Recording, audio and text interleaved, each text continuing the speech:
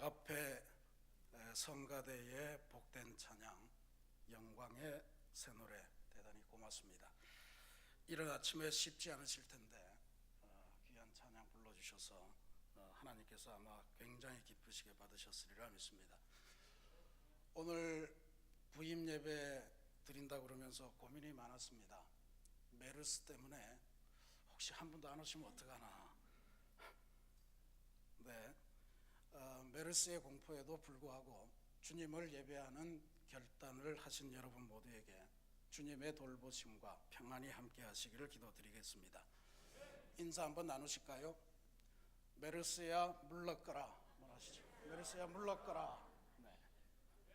주님의 돌보심을 기도합니다. 저는 지난 4월 12일 새신교회 구역인사위원회에서 새신교회 제2대 담임 목사로 결정된 김종구 목사라고 합니다. 사도 바울이 고백했는데 두렵고 떨리는 심정, 그것이 바로 지금 저의 심정입니다.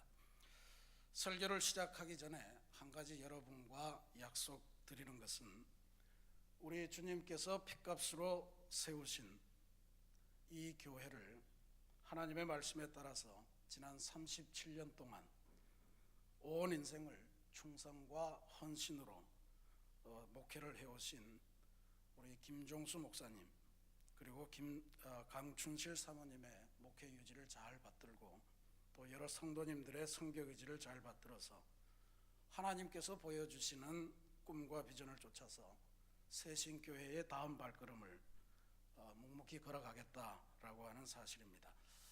성도 여러분, 담임 목사가 바뀌면서 여러분들의 마음이 얼마나 서운하고 얼마나 또 허전할까 하는 마음을 헤아리지만 어디 멀리서 하나님께서 김종수 목사님의 동생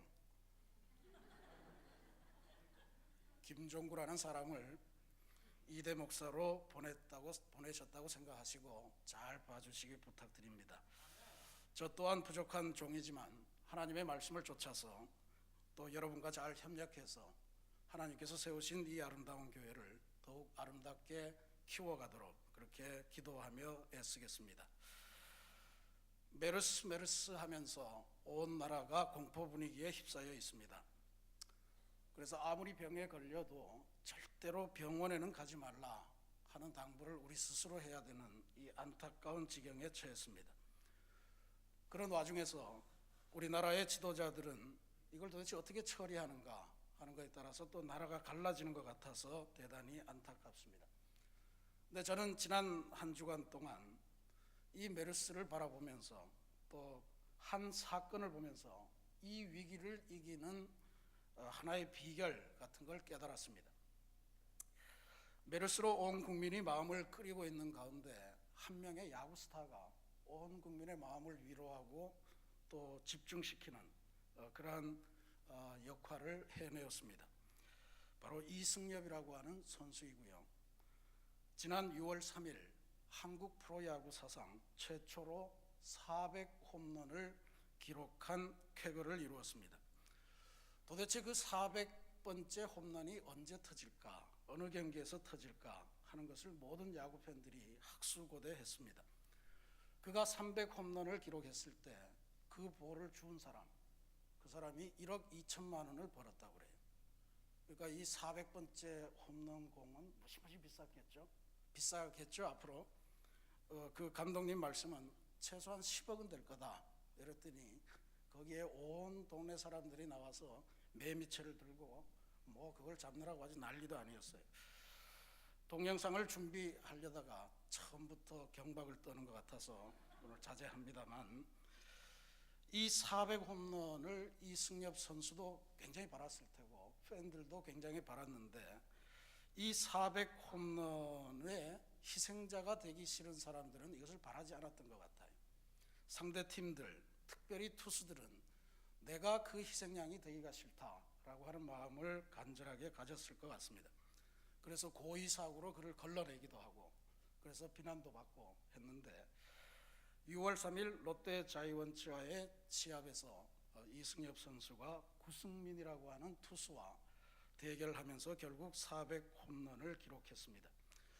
나중에 이것과 관련해서 롯데 선수단의 이야기가 잔잔한 감동으로 우리들에게 다가왔습니다.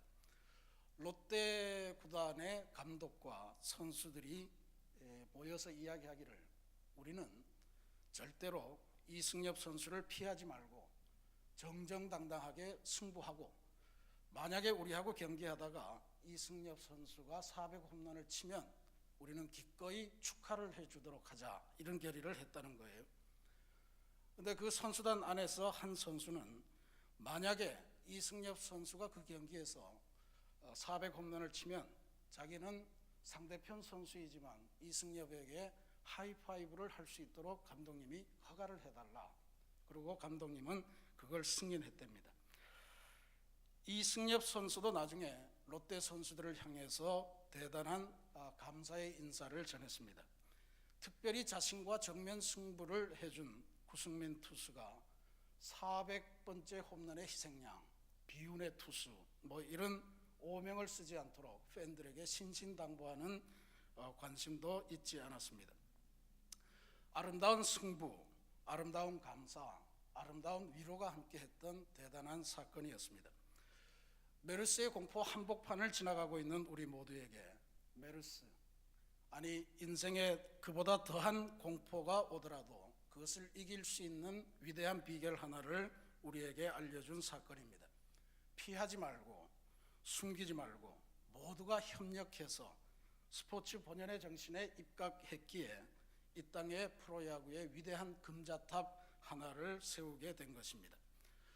오늘 이 땅에 세워진 모든 하나님의 교회는 세상을 향해서 세상에서 들고 있는 공포를 이기는 비결과 공포 넘어 있는 새로운 소망을 전하기 위해 세워졌습니다.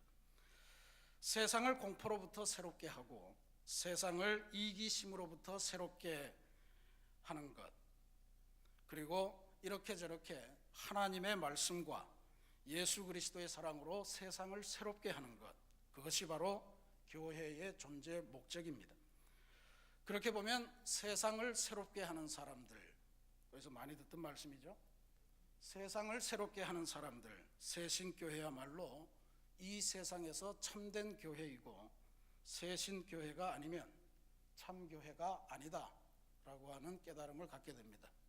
너무 오버했나요? 그러나 우리가 명심해야 될 사실이 하나 있습니다. 우리가 세상을 새롭게 하기 위해 전해 주어야 될 것은 이승엽 선수를 비롯한 프로야구 선수들이 온 국민을 향해 던져준 그러한 감동과는 차원이 다른 것이라는 사실입니다. 세상을 새롭게 하는 새신교회, 도대체 무슨 내용을 가지고 무엇으로 세상을 새롭게 할 수 있겠습니까? 저는 오늘 그 해답을 찾아서 에스겔서를 봉독했습니다. 새신교회에서 목회를 새롭게 시작하면서 예언자 에스겔에게서 주신, 하나님께서 베풀어 주신 생명구원의 물결의 환상, 이것을 토대로 오늘날 교회와 오늘날 기독교인의 사명과 비전, 특별히 우리 새신교회에게 하나님께서 허락하신 아름다운 생명시내의 역할과 사명을 감당하는 비전을 함께 나누어 보고자 합니다. 잠언 29장 18절에 보면 이런 구절이 있습니다. 묵시가 없으면 백성이 방자히 행하거니와 율법이 있는 자는 복이 있느니라. 영어 성경으로 해석을 해보면 비교적 내용이 쉽습니다. 비전이 없는 백성은 망하게 되니 하나님의 말씀을 붙들라라고 하는 내용입니다. 일찍이 함석헌이라고 하는 민족의 지도자는 이 구절을 뜻이 있는 백성, 하나님의 뜻을 가진 백성이라야 산다라고 하는 말로 풀이하며 우리 한민족이 하나님 주시는 가치관으로 다시 한번 굳게 서서 세계사의 중심 역할을 감당해야 할 것이라고 사자후를 통한 바 있습니다. 바벨론이라고 하는 제국의 느부갓네살이라고 하는 왕이 하나님의 뜻을 무너뜨리면 하나님의 백성은 쉽게 무너진다는 진리를 잘 알았던 것 같습니다. 그가 유대를 점령하기 위해서 3번에 걸쳐서 유대를 침략했는데 침략을 하면서 핵심적으로 공격한 것은 전부 다 예루살렘 성전이었습니다. 왜냐하면 성전을 파괴하면 하나님의 신앙이 무너지게 돼 있고, 하나님의 신앙이 무너지면 그 민족은 손으로 대기만 해도 무너지는 그러한 민족임을 알았기 때문입니다. 느부갓네살의 이 판단은 아주 정확했습니다. 예루살렘 성전을 파괴하고 거기에 있는 그릇과 뭐 이런 것들을 전부 다 빼내고 금과 은 붙어있던 걸 전부 다 걷어냈더니 유대가 그냥 망하고 말았습니다. 한 걸음 더 나아가서 느부갓네살은 이스라엘이 가지고 있는 신앙적인 정체성을 완전히 말살해야 되겠다 하는 생각을 가지고 지식인과 지식층의 사람들을 바벨론의 포로로 데리고 갔습니다. 이게 유명한 바벨론 포로 사건입니다. 그때 어떤 사람을 데려갔는가 하니 다니엘서 1장에 보면 이스라엘 자손 중에서 왕족과 귀족 몇 사람, 곧 흠이 없고 용모가 아름다우며 모든 지혜를 통찰하며 지식에 통달하며 학문에 익숙하여 왕궁에 설만한 소년, 이렇게 되어 있습니다. 잘생기고 똑똑하고 전도가 아주 유망해 보이는 젊은이들을 데리고 갔다라고 하는 이야기죠. 바벨론은 이스라엘에서 데려온 이 총명한 젊은이들을 바벨론의 가치관과 학문 그리고 문화를 가르치고 이것을 전폭적으로 수용하는 이들은 바벨론의 지도자로 키워내기 시작을 했습니다. 그런데 이것은 유대 민족의 입장에서 보면 하나님으로부터 유대 민족을 격리시키는 그러한 정책이었던 거죠. 우리가 이 격리 정책에 반대한 위대한 인물들을 알고 있습니다. 바로 다니엘이라고 하는, 그리고 그의 세 친구들을 우리가 알고 있습니다. 그들이 목숨을 걸고 하나님 신앙을 지키는 것만이 내 인생을 지키는 것이다 라고 생각하면서 사자굴에서 저항했고, 그리고 7배나 뜨거운 용광로를 견뎠던 그 위대한 이야기를 우리가 잘 알고 있습니다. 바벨론의 신하가 된다는 것, 그것은 세상에서 영화를 누리는 길일지는 모르지만 하나님의 백성 되는 것은 포기하는 길이었기 때문에 그들은 하나님의 백성 되는 것을 택했습니다.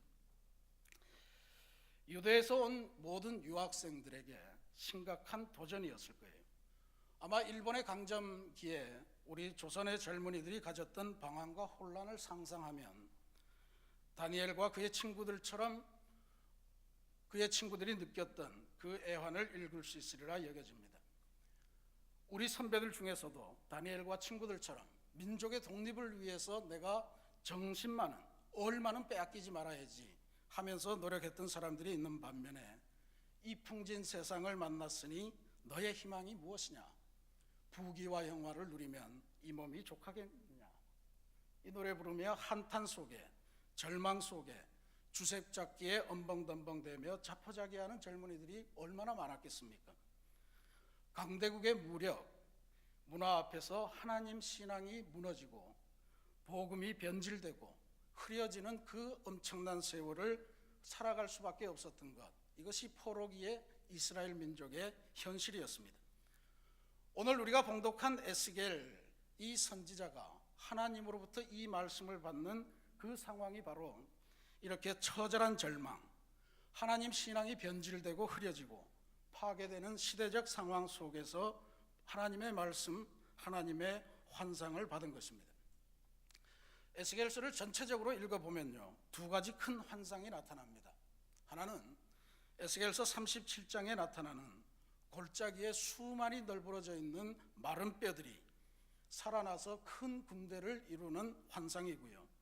또 하나가 오늘 우리가 봉독한 성전에서 물이 흘러나와 온 세상이 다시 살아나는 이 위대한 환상입니다. 그러니까 에스겔서의 두 환상을 종합해 보면 마른 뼈가 군대가 되듯이 그리스도인들의 회복이 중요하고, 그리고 성전이 생명시내로 변해서 사람을 살리는 위대한 역할을 감당하는 그리스도인의 회복과 성전의 회복, 이것이 이스라엘 민족 재건하는 그 프로젝트의 가장 핵심되는 사건임을 우리들에게 보여주는 것입니다.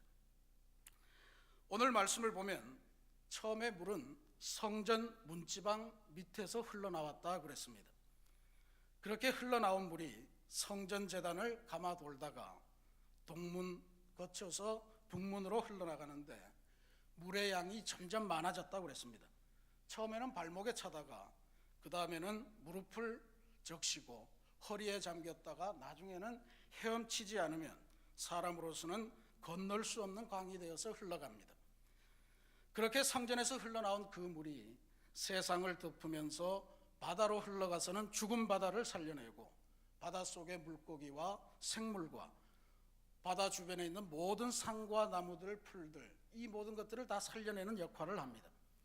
8절 말씀에 보면 그 물이 동쪽으로 향하여 흘러 아라바로 내려가서 바다에 이르리니 이 흘러내리는 물로 그 바다의 물이 되살아나리라. 9절 말씀에 이 강물이 이르는 곳마다 번성하는 모든 생물이 살고 또 고기가 심히 많으리니 이 물이 흘러들어가므로 바닷물이 되살아나겠고 이 강이 이르는 각처에 모든 것이 살 것이며 12절 말씀에 강 좌우가에는 각종 먹을 가실나무가 자라서 그 잎이 시들지 아니하며 열매가 끊이지 아니하고 달마다 새 열매를 맺으리니 그 물이 성소를 통하여 나옵니다. 그 열매는 먹을 만하고 그 잎사귀는 약재료가 되리라. 이 말씀입니다. 성전에서 나온 그 물, 그것이 세상을 돌아다니면서 온 세상을 살리는 생명수가 된다는 위대한 환상이요 비전입니다. 오늘 우리가 이 에스겔의 환상에서 놓치지 말아야 될 것이 몇 가지 있는데, 첫 번째는 바로 성전, 하나님의 교회의 존재 의의는 세상을 살리는 데 있다는 것입니다. 그것이 바로 교회의 존재 목적이고, 그러한 의미에서 성교라고 하는 것, 이것은 교회가 존재해야 되는 유일한 원인이다 라고 하는 말씀입니다. 칼 바르트라고 하는 신학자는 만약에 교회가 성교를 하지 않는다면 교회의 수많은 역할 중에서 하나를 안 하는 것이 아니라 아무것도 하지 않는 것이다 라고 하는 유명한 말씀을 선포한 적이 있습니다. 8절 말씀에 그 물이 동쪽으로 흘러가서 아라바로 내려가서 바다에 이르리니 이 흘러내리는 물로 바다의 물이 되살아나리라 그랬는데, 여기서 아라바 혹은 바다라고 하는 것은 소금으로만 가득 차 있어서 아무런 생명체가 살 수 없는, 우리가 잘 알고 있는 사해라고 하는 그 바다입니다. 아무런 생명체가 살 수 없어 죽은 바다, 그것이 바로 아라바입니다. 그런데 하나님의 말씀이 흘러가면, 성전에서 나온 물이 흘러가면 그 죽음의 바다가 다시 살아난다는 거예요. 시대가 변하고 환경이 달라졌지만 변함없이 우리 기독교인들은, 또 교회는 세상을 하나님의 말씀으로 살리는 선교의 사명을 감당하는 것을 유일한 임무로 알고 우리들에게 나타나는 줄로 믿습니다. 예언자 이사야는 오늘 우리들을 향해서 이렇게 예언했습니다. 여호와가 너를 항상 인도하여 메마른 곳에서도 내 영혼을 만족하게 하며 내 뼈를 견고하게 하리니 너는 물된 동산 같겠고 물이 끊어지지 아니하는 샘 같을 것이라. 그 다음이 더 중요합니다. 내게서 날 자들이 오래 황폐된 곳들을 다시 세울 것이며 너는 역대에 파괴된 기초를 쌓으리니 너를 일컬어 무너진 데를 보수하는 자라, 길을 수축하여 거할 곳이 되게 하는 자라 하리라 그랬습니다. 오늘 우리 교회가 세워져야 하는 이유, 오늘 우리들이 그리스도인으로 부름받았다는 것, 바로 세상을 살리기 위한 하나님의 섭리인 줄로 믿으시기를 바랍니다. 두 번째로 우리가 깊게 생각해 보아야 될 문제는 성전에서 흘러나오는 물이 도대체 무엇이간데 모든 죽어가는 것을 살려내는 힘을 가지고 있는가라고 하는 것입니다. 이 물이 상징하는 의미를 이해하기 위해서 우리는 에스겔서에서 등장하는 아주 중요한 단어 하나를 깊이 가슴에 담을 필요가 있습니다.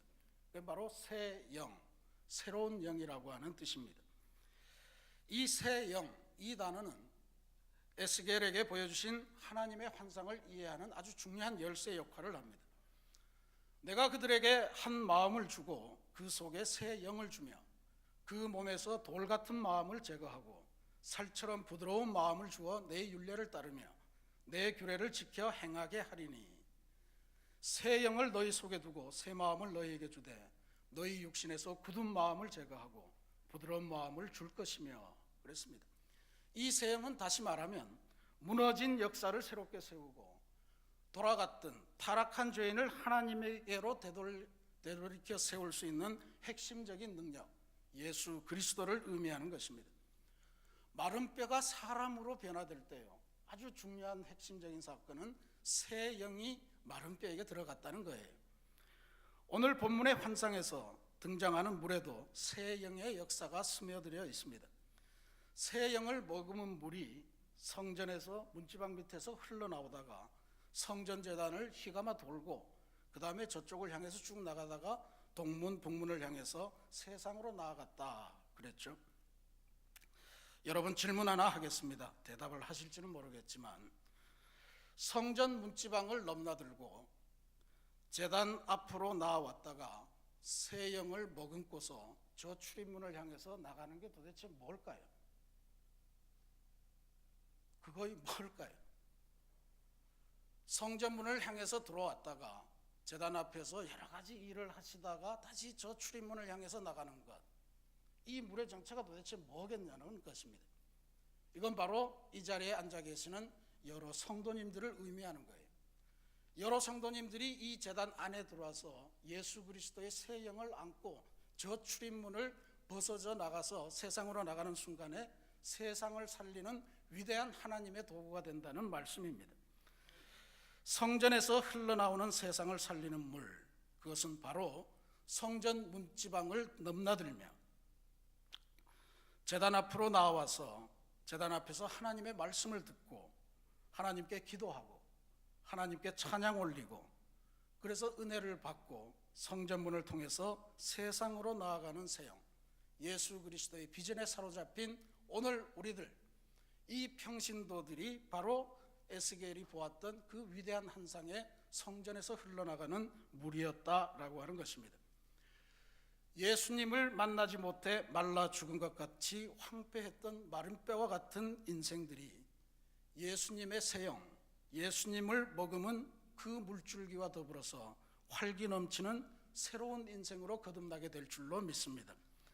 죽었던 바다가, 죽었던 세상이 예수의 영과 함께 생명의 바다, 생명의 세계로 변하는 법이에요. 성전에서 흘러나오는 여러분들이 잡는 그 손마다 병든 내 몸이 튼튼하고 빈궁한 삶이 부해지며 하는 찬양의 고백이 나올 줄로 믿습니다. 내 두려움이 변하여 내 기도 되었고 전날의 한숨 변하여 내 노래가 되는 그 아름다운 위대한 신앙 고백의 역사, 변화의 역사가 우리들의 손이 가닿는 그 모든 곳에서 주님의 능력으로 말미암아 일어나게 될 줄로 믿습니다. 사랑하는 새신교회 성도 여러분, 새신교회에서 부임 설교를 하면서 여러분의 새로운 담임 목사로서 저는 에스겔에게 주신 생명 구원의 비전이 여러분들의 모든 삶의 현장, 개인의 삶, 가정의 삶, 직장의 삶을 통하여 현실로 이루어지기를 소망하고 기도합니다. 저는 새신교회가 하나님께서 환상으로 보여주신 이 아름다운 세상을 새롭게 하는, 세상을 살리는 위대한 거대한 물줄기, 생명 시내인 줄로 믿습니다. 특별히 오늘은 우리 기독교 대한감리회가 제정한 평신도 주일입니다. 바라기는 이 새신교회 안에서 하나님의 말씀을 즐거이 배우고 또 즐거이 묵상하며 시냇가에 심겨진 푸르른 나무처럼 복되고 위대한 평신도들로 가득 차고 넘치는 그러한 역사가 날마다 일어나기를 간절히 소망하고 기대합니다. 하나님께서 주시는 새 영으로 무장하시고 세상 속에서 하나님의 생명, 하나님의 살림의 기적을 이루어내시는 생명수를 끊임없이 흘려보내시는 물된 동산 같은 삶, 생명시내와 같은 복된 삶을 살아가시는 우리 새신교회의 모든 성도 여러분들 가정 되시기를 주님의 이름으로 축원합니다. 같이 기도하시겠습니다. 사랑과 은혜가 충만하신 하나님, 주님의 핏값으로 사신 이 아름다운 하나님의 공동체 새신교회가 주님의 생명을 세상으로 실어나르는 생명시내의 역할을 잘 감당하게 인도하여 주옵소서. 새신교회로 말미암아